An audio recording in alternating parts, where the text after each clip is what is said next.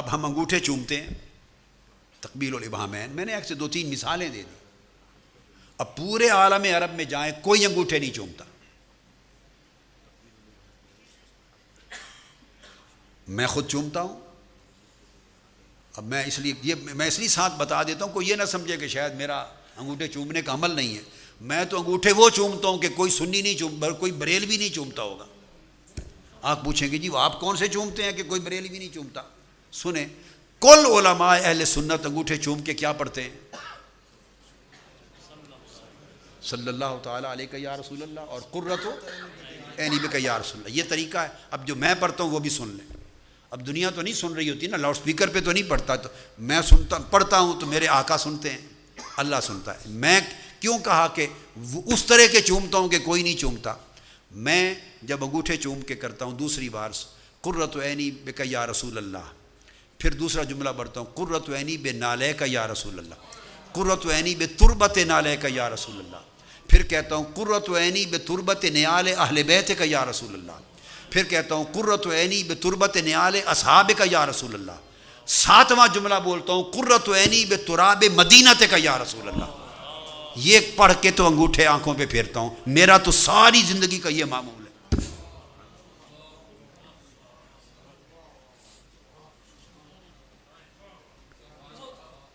میں تو مدینہ کے کتوں کے پاؤں کے ساتھ لگی ہوئی گرد کے ساتھ بھی آنکھوں کو قرۃ کہہ دوں. اور میں نے زندگی میں اب آگے اور کیا بات نہیں کہتا. تو میرا مقصد بات کا یہ ہے، اب عمل یہ ہے. اور ایک زمانہ مناظروں کا تھا، 60s کا، 50s 60s کا زمانہ مناظروں کا رہا. علامہ چک سواری صاحب جانتے ہوں گے، مناظروں کا دور تھا ایک. اب وہ نہیں رہا. میں نے بھی مناظرے کیے. میری زندگی کا پہلا مناظرہ 8 گھنٹے کا تقبیل ابہامین کے موضوع پر ہوا تھا. زندگی کا پہلا مناظرہ. میں نوجوان تھا. تینوں منصف علماء دیوبند کے فارغ التحصیل اور فاضل تھے، تینوں منصف. اور میں بڑا بے دھڑک کرتا تھا، کوئی منصف بن جائے پرواہ نہیں. وہ کہتے تھے یہ تینوں دوسرے مسلک کے ہیں، فیصلہ غلط دے دیں گے. اللہ اور اس کے رسول کے بھروسے پر کہتا تھا ان کے لیے میں ان کو کھلا چھوڑوں گا باندھے بغیر تو تب فیصلہ دیں گے، باندھ دینا انشاءاللہ. تینوں منصف دوسرے تھے. 8 گھنٹے مناظرہ ہوا. تینوں نے متفقہ فیصلہ انگوٹھے چومنے کے مستحب ہونے پر لکھ کر اعلان کیا. تینوں علماء دیوبند، دلائل میں گھیر لیا ان کو. تو میں نے اس لیے کہا کہ ہماری تو زندگی گزری ہے اس پر، لیکن اگر کوئی مجھ سے پوچھے کہ جو انگوٹھے نہیں چومتا تو کیا اس کو میں سنیت سے خارج کر سکتا ہوں؟ یہ خیانت اور بددیانتی ہوگی. چونکہ حدیث ضعیف سے ثابت ہے. حدیث یہ میں آپ کو بڑا حظ آئے گا اور کام آئے گی یہ طریقہ. میں 2 منٹ لگیں گے، میں وہ مناظرے کا خلاصہ بتا دوں. ہوا بھی یہ، میں نے تینوں علماء کو کہا کہ میں نے ثابت کرنا ہے، ان مولانا نے انکار کرنا ہے. دونوں سے تحریری طور پر کیا ثابت کرنا ہے میں نے، مجھ سے بھی لے لیں. انہوں نے کیا ثابت کرنا ہے ان سے بھی لے لیں. تحریر بند رکھ لیں اور اس کے بعد سنا دیں اور پابند کر دیں. جو لکھ کے عقیدہ دے دیا یہی ثابت کرنا ہوگا. میں نے لکھ کے دیا کہ تقبیل ابہامین آقا علیہ السلام کے اسم پاک اور درود پاک پر یہ حدیث ضعیف سے ثابت ہے، اور حدیث ضعیف پر فضائل اعمال میں عمل کرنا مستحب ہے اور عند الاکثریہ جمہور مباح ہے. سو جو انگوٹھے چومے آقا کے اسم پاک پر عمل کرے اسے گناہ کوئی نہیں، اور جو نہ چومے اسے بھی گناہ کوئی نہیں. یہ جائز ہے، جس کا جی چاہے چومے، برکت ہے. اگر کوئی نہیں چومتا تو وہ ترک واجب کا باعث. میں نے لکھ کے دے دیا. اب جو مولوی صاحب تھے انہوں نے لکھ کے دیا، انہوں نے میری چٹ پڑھی. اس مولوی صاحب کے بھی پڑھی جو مناظر تھے، انہوں نے لکھا تھا کہ انگوٹھے چومنا، انگوٹھے کے آگے بریکٹ میں لکھا تھا ٹھوٹ. اتنے زبان دراز گستاخ لوگوں کے اندر حیا نہیں رہتا. یاد رکھ، جو آقا علیہ السلام کا گستاخ ہو گیا اس کے اندر حیا نہیں رہتا، کیونکہ حیا ایمان کے ساتھ ہوتا ہے. جسے آقا کا